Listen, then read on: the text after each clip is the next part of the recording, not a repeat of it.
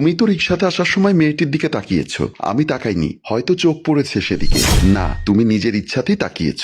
ঝগড়া চলছে অনবরত। রুমে ঢুকতে যাব, তখনই বড় ভাইয়ের রুম থেকে ঝগড়ার আওয়াজ কানে আসে। আমি হেসে নিজের রুমের দিকে ঢুকে যাই। খাটে বসে বসে ভাবছি, ভাইয়া আর ভাবির ঝগড়া কোনোদিন শেষ হবে না। এরা কি ক্লান্ত হয় না নাকি? আমার বিরক্ত লাগে। ওদের বিয়ে হয়েছে 5 বছর, মনে হয় না একটা মাস টানা ঝগড়া না করে ওরা কাটিয়েছে। কিছু না কিছু নিয়ে লেগেই থাকবে, পুরোপুরি অসহ্য। ভাইয়া একটা বললে ভাবি 10টা শোনায়। সারাদিন অফিস শেষ করে বাসায় আসার পরে একটু যে আরাম করব তার উপায় নেই। চিৎকার চেঁচামেচি চলতেই থাকে। বড় ভাইয়ের জন্য আমার মনে মায়া হয়। বেচারা বউকে কন্ট্রোল করতে শেখেনি, তাও নাকি বিয়ের আগে আবার 2 বছরের প্রেম ছিল। বিয়ের প্রথম থেকেই ভাবি ভীষণ স্বার্থপর, কেন যেন নিজেরটা খুব ভালো বোঝে, অন্তত আমি তাই জানি। তারপর আমি উঠে ওয়াশরুমের দিকে চলে যাই। এসে দেখি আমার স্ত্রী জেনি এখনো রুমে আসেনি। আমি আবার খাটে বসি। ভাইয়া ভাবির ঝগড়ার আওয়াজ এখনো শোনা যায়। আমি চলে যাই ফেলে আসা কিছু স্মৃতিতে। বৌমা, তুমি এভাবে বসে না থেকে পারো তো আমাকে একটু কাজে হেল্প করতে। রাতুল তো বলেছে আমাকে একটু আধটু কাজে সাহায্য করতে। সোহানা সোফা থেকে উঠে চেঁচিয়ে বলল, আমি পারবো না, আপনার ছেলেকে বলুন করে দিতে। এমন সময় রাতুল এসে দেখে তার মা আর বউ বাড়াবাড়ি করতে। রাতুল পাশে আসতেই মা বলল, রাতুল, তুই চাইলে আলাদা বাসা ভাড়া নিয়ে থাকতে পারিস তোর বউকে নিয়ে। প্রথম প্রথম তুই টাকা দিতি, এখন তো কমিয়ে দিয়েছিস একদম। তোর বউ যে গায়ে গতরে একটু খেটে দিবে তাও করে না। রাতুল সবটা বুঝলেও সে নিরুপায় হয়ে রুমের দিকে চলে যায়। রান্নাঘরে আমার স্ত্রী জেনি মাকে হেল্প করছে। মা, আপনি জানতো, রেস্ট করুন, আমি পারবো। কেন বৌমা, তুমি কেন একা এসব করতে যাবে? আমিও তোমাকে সাহায্য করি। বড় বৌমা যদি এসব করতো তাহলে হয়তো আমি বসে থাকতে পারতাম। বাদ দিন না মা, আমি তো আছি। ভাবির করতে মন না চাইলে তো আর জোর করতে পারবেন না। বেঁচে থাকো মা, তোমার জন্য সবসময় দোয়া করি আমি। মা, বাবাকে ঔষধ দিতে হবে, আপনি একটু দাঁড়ান, আমি ঔষধ দিয়ে আসি। এই বলে জেনি সেখান থেকে চলে যায়। শাশুড়ি মা জেনির দিকে চেয়ে আছে। রাতে বাবা মা ভাইয়া রুমে যায়। মা বলল, তোদের সমস্যা কি? আমাদের কি ইচ্ছা করে না দাদা দাদি ডাক শুনতে? আর কত বছর অপেক্ষা করব? তোদের কি খেয়াল আছে বাঁচবো আর কয়দিন আমরা? রাতুল চেহারাটা তুলে বলল, সেই সিদ্ধান্ত আমরা নেব।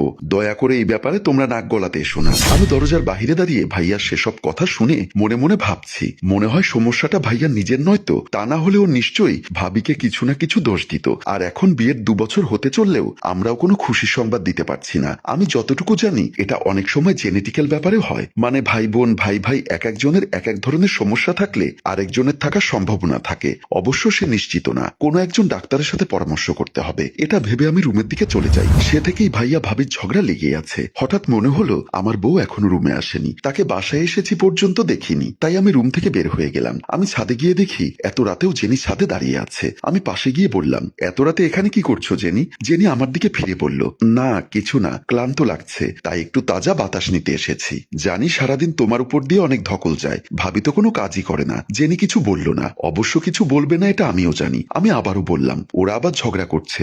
ভাগ্যিস তুমি এমন মেয়ে নও জেনি, ওরকম হলে তো দেনমোহরের টাকা দিয়ে তুমি আমাকে রাস্তা দেখিয়ে দিয়েছিলে। সমস্যা কোথায়? আরে আশ্চর্য, তুমি ওসব কথা মনে রেখেছো নাকি? বিয়ের রাতের প্রত্যেকটা শব্দ মানুষ মনে রাখে, আমিও রেখেছি। ওসব ছাড়ো, তুমি আসলেই ভালো মেয়ে। তুমি আমার সাথে কখনো ঝগড়াঝাটি করনি, কখনো কোনো বায়না ধরনি, এটা করো না ওটা করো না এসব বলে আমার মাথা নষ্ট করনি। ভাইয়া ভাবির ঝগড়ার যন্ত্রণাই যথেষ্ট।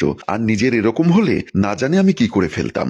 সাকিব, তোমাকে একটা অনুরোধ করি। হ্যাঁ বলো। তুমি নিচে যাও, গিয়ে দেখে এসো ভাই আর ভাবি কি করছে। মানে ওদের পার্সোনাল সময় আমি কেন গিয়ে নক করব?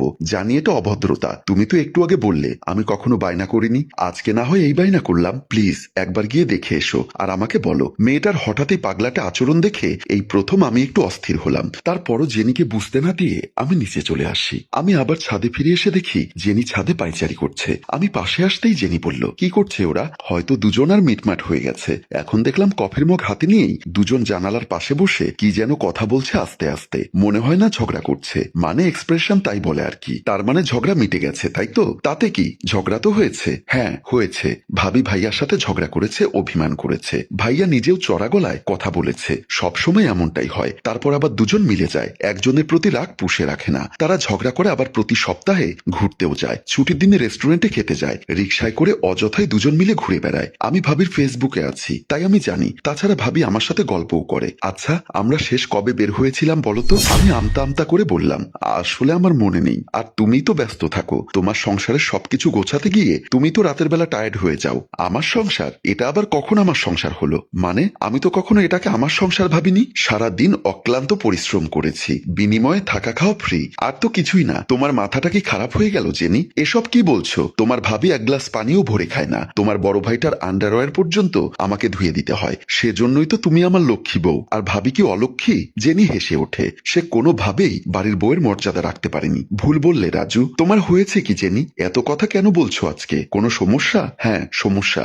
আচ্ছা সব রুমে গিয়ে শুনবো, এসো। বলে আমি জেনিকে নিয়ে নিচে চলে আসি। বিছানায় বসিয়ে বললাম, বলো কি সমস্যা? হ্যাঁ রাজু, তোমার জন্য সামান্য সমস্যা। আসলে আমার মা মারা গেছে। তুমি আসার আধা ঘন্টা আগেই ফোন এসেছিল। গত 2 মাস ধরে মা আমাকে দেখতে চাইছে। আমি তোমাকে তোমার মাকে বলে বলে ক্লান্ত হয়ে গেছি। তোমরা শুধু বলেই গেছো দূরের পথ। আসলে পথটা দূরে না। আমি চলে গেলে সংসারটা সামলাবে কে? মা যতই ভালোবাসুক, কাজ তো আমাকেই করতে হয়। ভাবি তো নিজের অংশের কাজটুকুই করেন। কাজের লোক তো অনেক আগে ছাড়িয়ে দিয়েছো। কাজেই দূরের পথ একটা বাহানা। তুমি একটু আগে বলেছিলে না আমি কোনো বায়না ধরি না, অভিযোগ করি না। আসলে অভিযোগ অভিমান কার উপর করব যেখানে ভালোবাসাই নেই? একটা দীর্ঘ নিঃশ্বাস ছেড়ে জেনি আবারও বলল, বিয়ের রাতেই তোমার মানসিকতা আমি বুঝে গিয়েছিলাম। কিন্তু কি করব বলো? বাবা তো অনেক আগে আমাদেরকে ছেড়ে চলে গেছেন আল্লাহর কাছে। বিধবা মাকে নিজের সংসার ভাঙার খবর দিয়ে কষ্ট দিতে চাইনি। সেই মাও চলে গেলেন। আর সবচেয়ে মজার ব্যাপার কি জানো? যখন আমি খবরটা পেলাম কাঁদতে কাঁদতে তোমার মাকে জানালাম। তিনি পান চিবোতে চিবোতে বললেন, এখন রাত হয়ে গেছে, কাল বরং রওনা দিও। তুমি তো আর কবর খুঁড়বে না।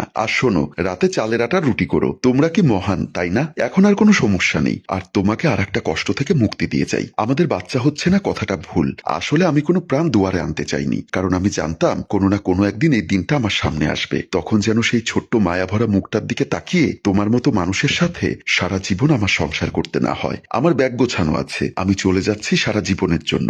দেড়মোহরের টাকা লাগবে না, ওটা মাফ করে দিলাম। এটা বলে জেনি ব্যাগ নিয়ে রুম থেকে বের হয়ে গেল। আমি সবটা শুনে যেন স্তব্ধ হয়ে গেলাম। হঠাৎ রুম থেকে দৌড়ে বের হয়ে গেলাম। ড্রয়িং রুমে এসে দেখি জেনি কোথাও নেই। তাহলে কি সত্যি চলে গেছে জেনি কাউকে কিছু না বলে? ভাইয়া ভাবির ঘর থেকে হাসির শব্দ আসছে, সাথে টিভি সাউন্ড। মনে হয় কোনো মজার সিনেমা বা অন্য কিছু দেখছে। আমি সোফায় ধপ করে বসে গেলাম। সিলিং ফ্যানটার দিকে তাকিয়ে আমার মনে হলো একটা কথা, জেনি তো ঠিকই বলেছে, যেখানে ভালোবাসাই নেই সেখানে অভিযোগ বা অভিমান একেবারেই অবান্তর। আমি তাড়াতাড়ি বাসা থেকে বের হয়ে গেলাম। জেনির মায়ের বাসায় ড্রয়িং রুমে ঢুকতে দেখতে পেল আমি বাসায় বসে আছি।